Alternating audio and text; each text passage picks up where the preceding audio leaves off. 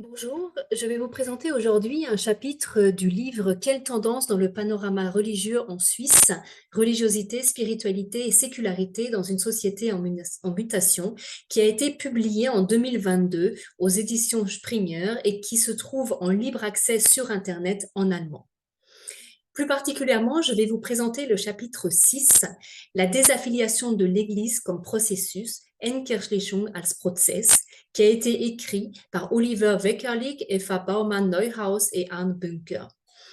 Le PowerPoint a été préparé par Arne Bunker et vous est présenté actuellement par Isabelle Janvaux. Concernant tout d'abord la base de données qui a été utilisée pour cette étude, donc deux sondages ISSP Mosaïque réalisés auprès de la population suisse en 2009 et en 2018. Plus particulièrement, ont été utilisées les données fournies par des personnes ayant grandi dans la religion réformée évangélique ou catholique romaine, donc des membres et des anciens membres de l'Église. Ensuite a été utilisé des statistiques sur les églises produites par le SPI que vous pouvez retrouver en ligne sur www.kirchenstatistik.ch. Et enfin, des statistiques produites par l'Office fédéral de la statistique suisse. Pour donner tout d'abord un aperçu général de la proportion d'anciens membres de l'Église en 2009 et en 2018. Donc en 2009, la part des personnes ayant grandi comme évangéliques réformés et n'appartenant plus à l'Église était de 22%. La part des personnes ayant grandi comme catholiques romains et n'appartenant plus à l'Église était de 25%. Si l'on regarde maintenant en 2018, donc la part des personnes ayant grandi comme évangéliques réformés n'appartenant plus à l'Église est de 28%, la part des personnes ayant grandi comme catholiques romains et n'appartenant plus à l'Église est de 31%. On voit donc que la désaffiliation de l'Église augmente et surtout aussi que la tendance est la même dans les deux églises. Les auto-évaluations religieuses et spirituelles des personnes ayant grandi dans un milieu protestant ou catholique romain, donc les données de 2018, permettent de construire 4 profils religieux spirituels. Le premier profil, appelé institutionnel, renvoie à l'idée « je me considère comme appartenant à l'Église et comme spirituel ». Le deuxième profil, intitulé distant, renvoie à l'idée « je me considère comme appartenant à l'Église, mais pas comme spirituel ». Le troisième profil, appelé alternatif, renvoie au groupe de personnes qui se considèrent comme spirituelles, mais pas comme appartenant à l'Église. Enfin, le dernier profil, intitulé séculier, renvoie à ceux qui se considèrent comme étant ni affiliés à l'Église, ni spirituels. Vous pouvez voir ici sur ce graphique donc ces différents profils pour les personnes ayant grandi dans un milieu protestant ou catholique romain. Donc, on voit ici, pour les membres des églises évangéliques réformées et catholiques, que le profil qui arrive de loin, donc en majorité, en premier, est le profil distant, avec plus de la moitié des personnes représentées. Le deuxième profil, qui arrive un peu plus en retrait, avec 17 et 22%, est le profil institutionnel. Concernant les anciens membres des églises évangéliques réformées et catholiques romaines, le profil qui arrive donc en première position, qui est le plus représenté, au-delà donc de 50%, est le profil séculier que vous voyez en violet ici, et le deuxième profil, avec environ donc 38%, est le profil alternatif. Les profils distants et institutionnels arrivent beaucoup plus loin, avec autour de 5 et autour d'1%. Ce qui est particulièrement intéressant sur ce graphique, c'est de voir un parallélisme presque total entre donc les églises évangéliques réformées et catholiques romaines concernant la répartition des profils pour les membres actuels et pour les anciens membres. Donc, la distribution des profils religieux en 2019 concernant les membres de l'Église, donc on voit que majoritairement ces membres rentrent dans la catégorie distant et 20% dans la catégorie dite institutionnelle. Environ 12% renvoient au profil séculier et 12% au profil spirituel. Concernant les anciens membres de l'Église, majoritairement, donc ils sont représentés dans la catégorie dite séculier et près de 40% dans la catégorie spirituelle. Environ 5% rentrent plutôt dans la catégorie distante et 1 à 2% dans le profil institutionnel.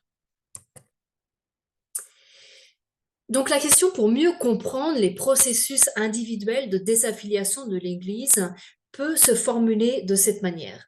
Quels sont les facteurs particulièrement importants pour les processus individuels de désaffiliation de l'Église? Ces facteurs ici peuvent être identifiés à 3 niveaux. Donc, l'importance tout d'abord accordée à l'Église, ensuite la représentation de la foi et de la prière, et enfin les offres de socialisation ecclésiale et rituelle, donc les baptêmes, etc. Concernant tout d'abord les dimensions de l'importance accordée à l'Église. Donc, en quoi l'Église est-elle importante? L'attachement à l'Église est lié à des attributions d'importance qui peuvent se regrouper en 3 catégories. Tout d'abord, l'Église est importante pour moi personnellement. Ensuite, l'Église est importante pour la société en général. Et enfin, l'Église est importante pour les personnes socialement défavorisées. Nous voyons ici sur ce graphique donc la répartition des attributions d'importance en fonction des profils religieux spirituels grâce aux données de 2018. Tout d'abord, à la question de savoir dans quelle mesure les églises sont importantes, donc personnellement, on voit que c'est majoritairement le profil institutionnel qui reconnaît cette importance au niveau spirituel. Arrive en deuxième position le profil distant et plus loin les profils séculiers et alternatifs. Il est intéressant de remarquer pour les 2 questions suivantes, donc l'importance de l'Église pour la société en général et l'importance des églises pour les personnes socialement défavorisées, que les différences entre les différents profils sont moindres, sont beaucoup plus ténues que pour l'importance au niveau personnel. L'importance donc au niveau social et sociétal est donc proportionnellement plus importante pour les profils séculiers et alternatifs puisqu'on voit que l'écart avec les profils distants et institutionnels est moindre. Donc l'importance personnelle est essentiellement l'affaire des institutionnels, un peu moins des distants. L'importance pour les personnes défavorisées et la société est également reconnue par d'anciens membres de l'Église, donc des séculiers et des alternatifs. Et donc, pour que l'attachement à l'Église perdure, l'identification religieuse et spirituelle, donc l'importance personnelle, devrait être plus importante que la reconnaissance d'un engagement social et ou sociétal. Ce dernier peut perdurer en effet longtemps après la fin de l'appartenance à l'Église. Qui croit à quoi? Autrement dit, qui se réclame de la foi chrétienne?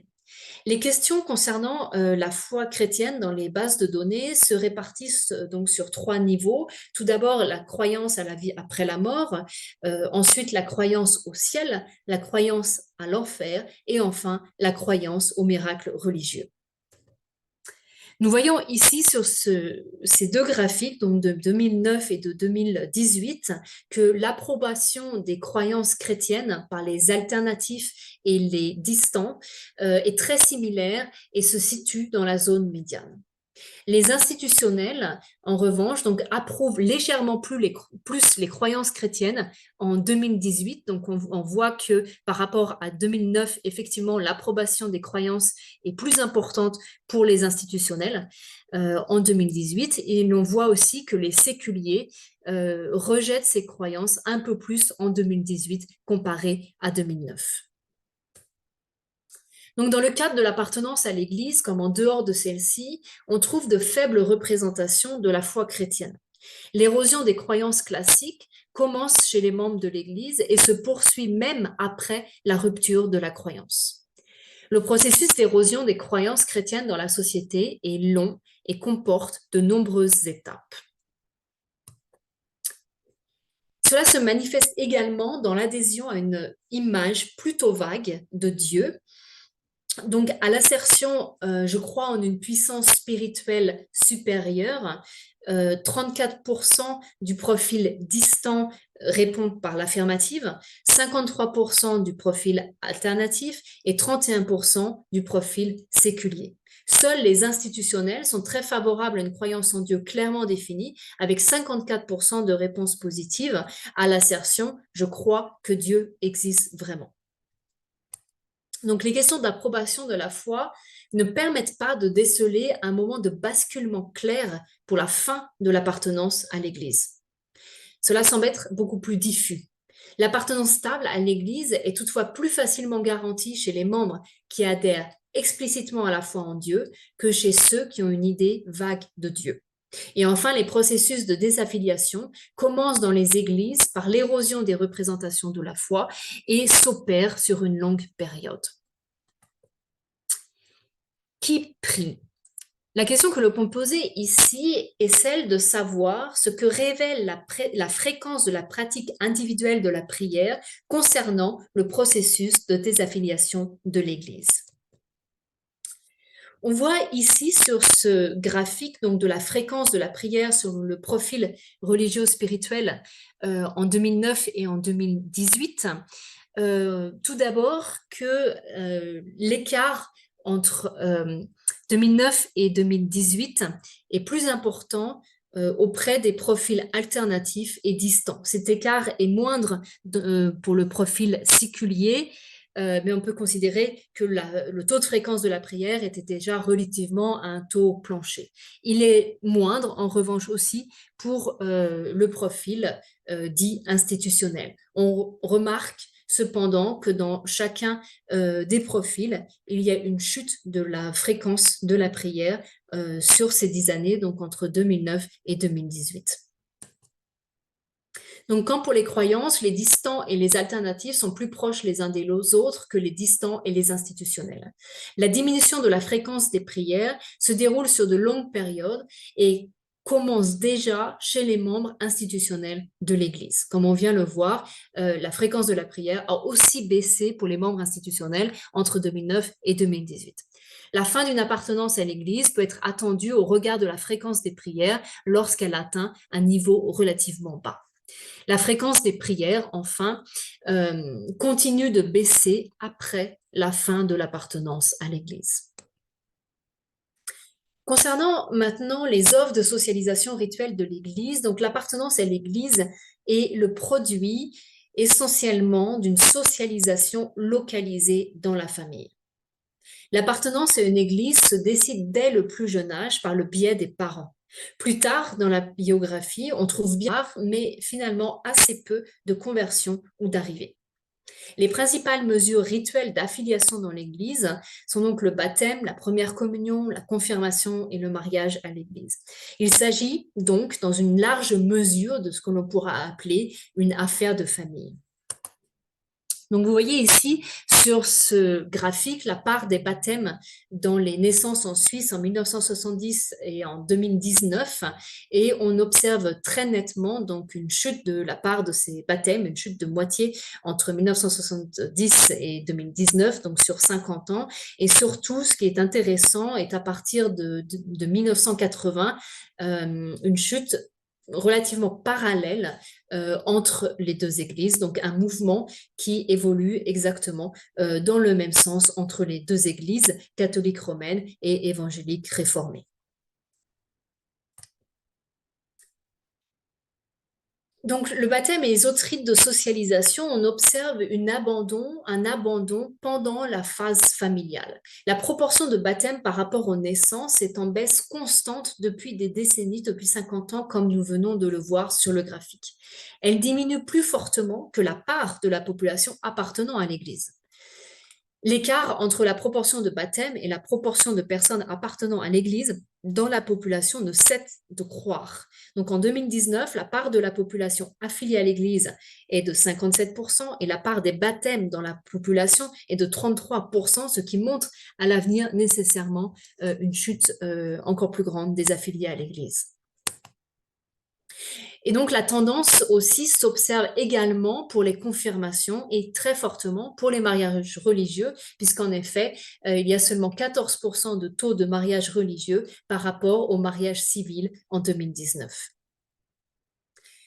Si l'on résume donc ces observations faites sur la désaffiliation de l'Église dans ce chapitre, on voit tout d'abord que les processus de désaffiliation de l'Église se déroulent sur le long terme et déjà depuis plusieurs décennies.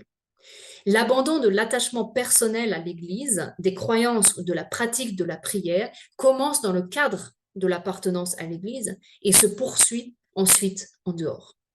Les processus de désaffiliation de l'Église commencent dans le contexte familial, nous l'avons vu avec l'abandon des rituels de socialisation. Et depuis des décennies, la reproduction familiale de l'appartenance à l'Église diminue et nous assistons, selon les termes de Michel Eberts, à ce que l'on peut appeler la fin de l'Église de la relève. Je vous remercie pour votre attention et je vous invite donc à retrouver les résultats de cette étude dans l'ouvrage que vous pouvez donc trouver en ligne sur Internet en langue allemande.